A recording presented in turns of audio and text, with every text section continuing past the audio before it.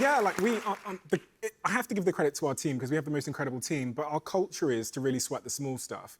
And that's been our philosophy since day one. So it means everything. It means thinking about the music to play when you walked in and researching.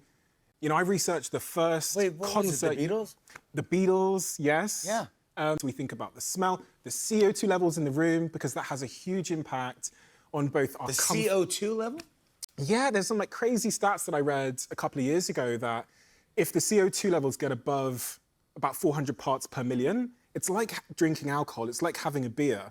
If it gets from 400 parts per million to 1,000 parts per million, which is just me and you sat in an unventilated room for 30 minutes, you lose about 20% of your cognitive capacity. It's 21% of your cognitive capacity. But in my interviews for the first couple of years in the Diary of a CEO, we realized that the CO2 levels in the room were about 1,500. So I was like drunk for the first 200 interviews.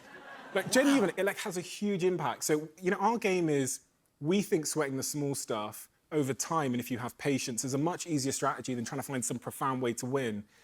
And also with this is, I think, partly inspired by a study I read many years ago called the peak end rule, which is how Uber built their company. They understand that the people remember the very peak of an experience and the end of an experience. So we do everything we can to make sure the end of the experience is really, really great for you. And this is, you know, so like if you miss the flight on the way to a holiday, it's much worse than if you miss it on the way back. And people say that when they're asked. So we try and make the ending really, really good.